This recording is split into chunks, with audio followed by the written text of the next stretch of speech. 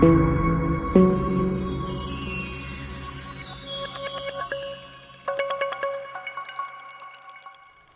साथियों, सरकारी study centre में आप लोग का पुनः स्वागत है। मैंने आपसे वादा किया था कि माध्य माध्यिका और बहुलक के ऑब्जेक्टिव के बाद मैं आप लोगों के बीच त्रिकोणमिति का ऑब्जेक्टिव लेकर के उपस्थित रहूंगा, लेकिन ये ऑब्जेक्टिव आपको 3 पार्ट में मिलेंगे। तो मैंने अभी पार्ट 1 लेकर आया है आप लोग के लिए, ताकि आप लोग का एग्ज़ाम अच्छा से जाए, क्योंकि त्रिकोणमिति से आपके 20 से 25 नंबर का क्वेश्चन पूछा जाता है, जिसमें ऑब्जेक्टिव सब्जेक्टिव दोनों रहता है। तो पहले हम लोग को ऑब्जेक्टिव कमांड करना है, और सब्जेक्टिव का भी मैं टिप्स दूंगा, उसका भी वीडियो लेकर आऊँगा। लेकिन सिर्फ आप लोग के लिए पार्ट 1 और पार्ट 2 ऑब्जेक्टिव का रहेगा, और पार्ट 3 जो वीडियो आएगा वो आप लोग के लिए सब्जेक्टिव का रहेगा। तो हम लोग अभी पार्ट 1 को देखते हैं। पार्ट 1 में ये पूरा का पूरा ऑब्जेक्टिव है। अब करना क्या है कि हम लोग को क्वेश्चन को डील करना है कि ऑब्जेक्टिव प्रश्न को हम सोल्व कैसे करते हैं। मेरे पास प्रश्न संख्या 1 है। 6 मीटर लंबे पोल की छाया की लंबाई जमीन पर 2√3 मीटर लंबी बनती है, तो सूर्य का अवनमन कौन होगा। तो सबसे पहले हम समझेंगे कि यहाँ पर 6 मीटर लंबे पोल कह रहा है, तो हमें करना क्या है कि 6 मीटर लंबा पोल बनाना है। 6 मीटर लंबा पोल बना लिए, इस यहाँ पर हम लिखेंगे 6 मीटर। उसके बाद छाया, जब भी किसी भी वस्तु की छाया बनती है, किसी भी वस्तु की छाया बनती है तो वो छाया जमीन पर बनती है, इसलिए जो छाया की लंबाई होगा वो नीचे होगा। अब इसको हम यहाँ पर मिला देंगे, ये एक तरह का त्रिभुज बन गया, ए बी और सी। हमसे पूछ रहा है सूर्य का अवनमन कोण। अवनमन कोण क्या होगा, तो उन्नयन कोण नीचे वाले को बोलते हैं और अवनमन कोण ऊपर वाले को बोलते हैं। तो यहाँ पर हम देखेंगे कि इसका भी वैल्यू दिया हुआ है, BC का वैल्यू दिया हुआ छाया का 2√3 मीटर। हमसे थीटा का मान पूछ रहा है। अब हम इसमें क्या करेंगे, इस तरह के ऑब्जेक्टिव को बनाने के लिए पहले हम संबंध को जांचते हैं कि संबंध दिया क्या है। मेरे पास P दिया हुआ है और B दिया हुआ है, P और B दिया हुआ है। अब हम देखेंगे कि P/B किसके फार्मूला में आता है, तो वो जो है tan के फार्मूला में आता है। तो यहाँ हम लिखेंगे tan थीटा बराबर P/B। तो P का वैल्यू मेरे पास 6 मीटर है, यहाँ पर हम 6 मीटर लिखेंगे, और B का वैल्यू मेरे पास 2√3 मीटर है। अब हम करेंगे क्या, यहाँ पर 2 से 6 को काट देंगे, 3 मरतबे कट जाएगा, तो 3/√3 हो जाएगा। मीटर से मीटर भी कैंसिल हो जाएगा। अब करना क्या है कि मेरे पास 3/√3 आया, तो यहीं तक नहीं छोड़ना है। अब इससे एक स्टेप आगे बढ़ेंगे कि हम हर का परमेयकरण करेंगे। तो हर का परमेयकरण मतलब जो नीचे है उसी से हम ऊपर और नीचे गुना करते हैं। तो मेरा हो जाएगा 3 से गुना करेंगे √3 में, तो 3√3/√3 और √3, तो 1 3 बाहर आ जाएगा, क्योंकि जब भी कोई संख्या रूट में 2 बार रहता है तो एक संख्या बाहर निकल जाती है। या आप इसे ऐसे भी समझ सकते हैं, 2 3 है तो √3 का स्क्वायर करेंगे, स्क्वायर से रूट खत्म हो जाएगा, आपका 3 बच जाएगा। तो यहाँ पर क्या करेंगे, 3 से 3 मेरा कैंसिल हो जाएगा, और यहाँ पर √3 बच गया। अब हम देखेंगे कि tan थीटा में √3 किसका होता है, तो tan थीटा में √3, थीटा जो है 60 डिग्री का वैल्यू होता है। ऐसे ही समझ के प्रश्न को सोल्व करना है। उसके बाद प्रश्न संख्या 2 कह रहा है हमें कि यदि एक मीनार के पाद से 100 मीटर दूर स्थित बिंदु पर मीनार का उन्नयन कोण 60 डिग्री है, तो मीनार की ऊंचाई है।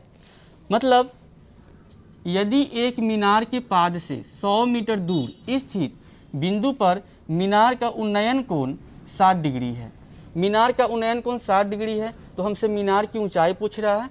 मतलब मीनार की ऊंचाई ये हो गया। अब इसकी दूरी दिया हुआ है 100 मीटर, दूरी इसका 100 मीटर दिया हुआ है। उसके बाद ABC। अब हमसे उन्नयन कोण दिया है 60 डिग्री, यहाँ पर 60 डिग्री दिया हुआ है। अब इसको बनाना कैसे है, हम देखेंगे इसमें कि क्या दिया हुआ है और किसके बारे में पूछ रहा है। तो हम लोग देखेंगे कि यहाँ पर मेरे पास B दिया हुआ है और P के बारे में पूछ रहा है। तो P/B किसका होता है, tan थीटा का होता है। तो यहाँ पर हम लिखेंगे tan थीटा बराबर P/B। tan थीटा, थीटा का मान दिया हुआ है 60 डिग्री, यहाँ पर हम लिखेंगे थीटा की जगह पर हटा देंगे, यहाँ पर लिखेंगे tan 60 डिग्री बराबर P बट्टा B। तो tan 60 किसका होता है, √3 का होता है, तो √3 यहाँ लिखेंगे। और P का वैल्यू कुछ नहीं दिया है तो P ही रहेगा। उसके बाद में B का वैल्यू 100 मीटर दिया है तो यहाँ पर 100 मीटर हो जाएगा। उसके बाद इसके नीचे में एक छुपा हुआ रहता है, किसी भी संख्या के नीचे में एक छुपी रहती है, तो आप लोग को समझने के लिए हम यहाँ पर लिखे 1। तो 1 से हम P में मल्टीप्लाई करेंगे तो P हो जाएगा इक्वल टू 100 से हम गुना करेंगे √3 में तो 100√3 मीटर हो जाएगा। अर्थात जो मेरा मीनार है, मीनार की ऊंचाई 100√3 मीटर है। अब हम लोग तीसरे प्रश्न पे फोकस करेंगे। इसमें दे रखा है किसी छड़ और इसकी छाया की लंबाई। तो कुछ नहीं करना है, जैसे जैसे प्रश्न बोलेगा आप उसको नोट करते जाइए। यहाँ पर कह रहा है किसी छड़, तो यहाँ पर हम छड़ बना लिए। उसके बाद में इसकी छाया की लंबाई, छाया हमेशा नीचे बनती है, नीचे हम कर लिए ऐसे, इसको हम मिला दिए, इसको ABC कर देंगे और कुछ नहीं, ABC। यहाँ पर 90 डिग्री का कोण बन जाएगा क्योंकि छड़ जो रहेगी एकदम सीधा रहेगी। उसके बाद जो इसका ऊंचाई और छाया की लंबाई जो दिया है वो अनुपात में दिया है। तो कह रहा है किसी छड़ और इसकी छाया की लंबाइयों का अनुपात, तो यहाँ पर 1 हो जाएगा और यहाँ पर √3 हो जाएगा। अब हमसे पूछ रहा है कि सूर्य के उन्नयन कोण का मान होगा। तो यहाँ पर हम देखेंगे सूर्य का उन्नयन कोण, पहले यहाँ पर P का वैल्यू 1 दिया है और B का वैल्यू √3 दिया है। अब हम गौर करेंगे कि P और B किसके फॉर्मूला में आता है, तो होता है tan थीटा का होता है। तो यहाँ पर हम लिखेंगे tan थीटा बराबर P बट्टा B। अब उसके बाद tan थीटा बराबर हो जाएगा P और B का, P का वैल्यू 1 दिए हुआ है और B का वैल्यू √3 दिए हुआ है। अब हम देखेंगे कि tan थीटा में 1/√3 किसका होता है, तो 30 डिग्री का होता है, इसलिए थीटा का मान जो है 30 डिग्री हो जाएगा। आप लोग को वैसे प्रश्न को सॉल्व करने के लिए सबसे पहली बात यह है कि आप लोग को पूरा का पूरा वैल्यू याद कर लेना पड़ेगा, किसका कितना मान होता है। जब तक वो आपको याद नहीं होगा तब तक इस तरह के प्रश्न को बनाना काफ़ी मुश्किल है, काफ़ी कठिन है। इसलिए कोशिश करें कि इस तरह का जो प्रश्न है आए उसे सॉल्व करना पड़े। तो इसके लिए आप लोग पहले इसके वैल्यू को अच्छा से याद कर लें। अब हम लोग जिक्र करेंगे प्रश्न संख्या 4 पे। 4 मेरा कह रहा है 7 sec square theta, 7 sec square theta minus 7 tan square theta का मान होगा। अब देखिए, अब हम देख रहे हैं कि इसमें भी 7 है, इसमें भी 7 है। हम 7 को कॉमन ले लेंगे और यहाँ पर बच जाएगा इसमें सेक स्क्वायर थीटा और माइनस इसमें बच जाएगा tan स्क्वायर थीटा। अब करेंगे क्या कि 7 × 1 हो जाएगा। 1 इसलिए होगा क्योंकि sec square theta minus tan square theta बराबर 1 होता है। अगर ये क्वेश्चन अगर बाय द वे अगर आपके एग्जाम में सब्जेक्टिव में पूछ देता है तो आप क्या करेंगे, तो करना कुछ नहीं है, बस यहाँ पर सीधा दर्शा देना है, चूँकि sec square theta minus tan square theta बराबर 1 होता है, बस इतना लिख देना है। उसके बाद में आंसर 7 हो जाएगा।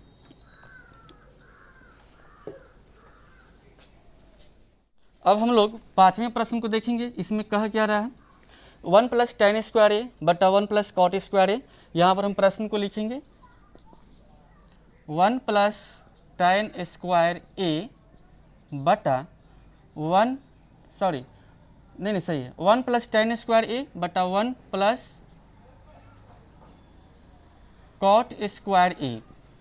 कह रहा है कि 1 + tan स्क्वायर ए बटा 1 + cot स्क्वायर ए किसके बराबर है या बराबर है। तो इसको सोल्व करेंगे, बहुत इजी है, देखना है। 1 + tan स्क्वायर ए का होता है सेक स्क्वायर ए, सेक स्क्वायर ए बराबर होता है 1 + tan स्क्वायर ए बटा 1 + cot स्क्वायर का होता है कॉसेक स्क्वायर ए। अब करना क्या है, सेक को तोड़ेंगे हम, 1/cos स्क्वायर ए बटा कॉसेक को भी तोड़ेंगे तो 1/sin स्क्वायर ए। अब अगर कोई अगर भाग में हो उसको गुना में कन्वर्ट करते हैं तो नीचे वाला ऊपर जाता है, ऊपर वाला नीचे आता है। देखिए कैसे करेंगे, 1/cos स्क्वायर ए इंटू, इस ये भाग में है, इसको हमें करना है गुना में, तो sin स्क्वायर ए ऊपर चला जाएगा और 1 नीचे आ जाएगा। 1 से गुना करेंगे हम sin स्क्वायर ए में तो मेरा हो जाएगा sin स्क्वायर ए बटा कॉस स्क्वायर ए में गुना करेंगे हम 1 से तो हो जाएगा कॉस स्क्वायर ए, अर्थात साइन स्क्वायर ए बट्टा कॉस स्क्वायर ए, ये आपका फॉर्मूला होता है tan स्क्वायर ए का। तो ये मेरा किसके बराबर है, तो ये हो जाएगा tan स्क्वायर के बराबर, यही मेरा आंसर है। क्वेश्चन नंबर 6 कह रहा है 1 माइनस tan स्क्वायर 45 डिग्री बट्टा 1 प्लस tan स्क्वायर 45 डिग्री का मान होगा। ये काफ़ी इजी है। देखिए जब तक वैल्यू याद नहीं होगा आप लोग को, देखिए यहाँ पर 45 डिग्री मान दे रखा है, ये किसका होता है, अगर ये याद नहीं होगा तो फिर इसको बनाना काफ़ी मुश्किल है। इसलिए पहले आप वैल्यू बेस्ड क्वेश्चन को आप लोग क्या करेंगे कि इसके लिए मान को जो है हमेशा अपने दिमाग में रखें ताकि प्रश्न को बनाने में आसानी हो और आपका रिजल्ट बेहतर से बेहतर आए। 6 नंबर प्रश्न कह रहा है 1 माइनस tan स्क्वायर 45 डिग्री बटा 1 plus tan square 45 degree, 1 minus tan square 45 degree, तो tan 45 का मान होता है 1 यहाँ पर स्क्वायर दिया हुआ है इसलिए हम 1 का स्क्वायर करेंगे, बटा में 1 प्लस tan स्क्वायर 45 डिग्री, 45 का मान 1 होता है इसलिए 1 का स्क्वायर करेंगे क्योंकि यहाँ पर tan स्क्वायर है। अब देखिए 1 यहाँ पे 1 है तो 1 लिखेंगे, माइनस 1 का स्क्वायर 1 होता है, बटा यहाँ पर 1 है 1 लिखेंगे, प्लस 1 का स्क्वायर 1 होता है। अब देखिए 1 में से 1 को माइनस करेंगे तो 0 बचेगा और 1 में 1 को प्लस करेंगे तो 2 आएगा। अब यहाँ पर यहाँ पर थोड़ा समझना है कि हम जीरो में किसी भी संख्या से हम भाग देते हैं, जीरो में हम किसी भी संख्या से भाग देते हैं तो जो मेरा रिजल्ट आता है वो 0 आता है, इसलिए यहाँ पर आपका आंसर 0 हो जाएगा।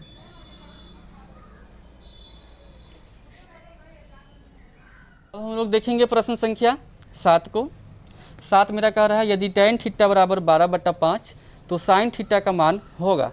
एकदम ईजी है, यहाँ पर दे रखा है tan थीटा बराबर दे रखा है 12/5, तो tan थीटा बराबर होता है p/b, तो मेरे पास p का वैल्यू है 12 और b का वैल्यू है 5। h का वैल्यू हम निकालेंगे क्योंकि जैसे ही हमें sin थीटा का मान निकालना है तो sin थीटा का होता है p/h, तो हमें h की आवश्यकता पड़ेगी, इसमें सिर्फ p है h नहीं है, तो h बराबर होता है √अंडर p का स्क्वायर प्लस b का स्क्वायर। तो p का वैल्यू मेरे पास 12 है, 12 का स्क्वायर और प्लस h का वैल्यू b का वैल्यू मेरे पास है 5, तो 5 का स्क्वायर। 12 का स्क्वायर हो जाएगा 144 प्लस 5 का हो जाएगा 25, दोनों को ऐड करेंगे रूट में 169 हो जाएगा और 169 आपका 13 का स्क्वायर होता है, मतलब 169 आपका 13 का स्क्वायर होता है। तो मेरे पास h का वैल्यू 13 आ गया। साइन थीटा का पूछ रहा है तो साइन थीटा बराबर होता है p/h, p का मान मेरे पास 12 दिया हुआ है और h का मान मैंने अभी निकाला 13, 12/13, यही मेरा आंसर हो जाएगा। उसके बाद प्रश्न संख्या 8 पे आते हैं। 8 मेरा है 8 कह रहा यदि √2 साइन थीटा बराबर 1 तो थीटा का मान होगा। यहाँ पर काफ़ी इजी प्रश्न है, √2 साइन थीटा बराबर 1, तो हमसे थीटा का मान पूछ रहा है। इसमें एक बात ध्यान में रखना है कि अगर कोई संख्या बराबर के इस पार गुना में रहेगा, बराबर के उस पार जाएगा तो क्या होता है कि उस पार जाने के बाद वो भाग में चला जाता है। तो यहाँ पर √2 साइन थीटा है, इसका मतलब √2 गुने साइन थीटा है, इंटू का वैल्यू छुपा हुआ है, इसमें इंटू का साइन जो है छुपा हुआ है। अब लिखेंगे यहाँ पर हम साइन थीटा बराबर 1/√2।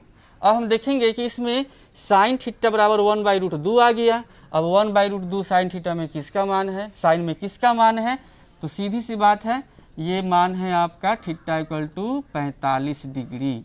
आपका साइन में 1/√2 45 डिग्री का मान है, तो यही आपका 45 डिग्री हो जाएगा। 9 नंबर क्वेश्चन आपका है यदि √3 tan थीटा बराबर 1 तो थीटा का मान, ये भी सिमिलर क्वेश्चन है। यहाँ पर लिखेंगे √3 tan थीटा बराबर 1, तो थीटा का मान है तो यहाँ हम लिखेंगे tan थीटा बराबर 1/√3। मैंने अभी आप लोग को समझाया था कि जब भी कोई इधर में कोई भी संख्या अगर गुना में है बराबर के उस पर जाएगा तो भाग में चला जाता है। तो थीटा का मान tan थीटा में 1/√3 किसका होता है, तो ये होता है आपका 30 डिग्री का, तो ये 30 डिग्री का है, ये आपका आंसर हो गया। उसके बाद में लास्ट प्रश्न बच गया 10 नंबर, यदि साइन ए बराबर कॉस ए हो तो tan a का मान है। ये थोड़ा इस पर विचार करने वाला प्रश्न है। sin a बराबर cos a तो tan a, इसको समझना है कैसे होगा। अब देखेंगे कि sin a का मान और cos a का मान किस में बराबर होता है, तो ये आपका 45 डिग्री में बराबर होता है। तो tan भी क्या होगा, 45 डिग्री होगा। तो इसलिए tan 45 डिग्री का मान कितना होता है, 1 होता है। तो ये आपका 1 आंसर हो जाएगा। आपके ऑप्शन में रहेंगे 1, उसमें आपको 1 में जा कर के ऑप्शन जिसमें भी आपका 1 रहेगा उसमें जा कर के आपको पेंट कर देना है। बस यही आपका था। अगर आप लोग को वीडियो अच्छा लगे तो वीडियो को लाइक करें और चैनल को सब्सक्राइब करें। मैं पुनः आप लोग के बीच पार्ट 2 लेकर के उपस्थित रहूँगा, वो भी ऑब्जेक्टिव का ही होगा। और पार्ट 3 हम जैसे ही लाएंगे वो आपके सब्जेक्टिव का होगा, जो कि काफ़ी इंपॉर्टेंट होंगे आपके एग्ज़ाम के लिए, और आप लोग के एग्ज़ाम में अच्छा से अच्छा नंबर आए। इसलिए वीडियो को लाइक करें और चैनल को सब्सक्राइब करना ना भूलें। धन्यवाद।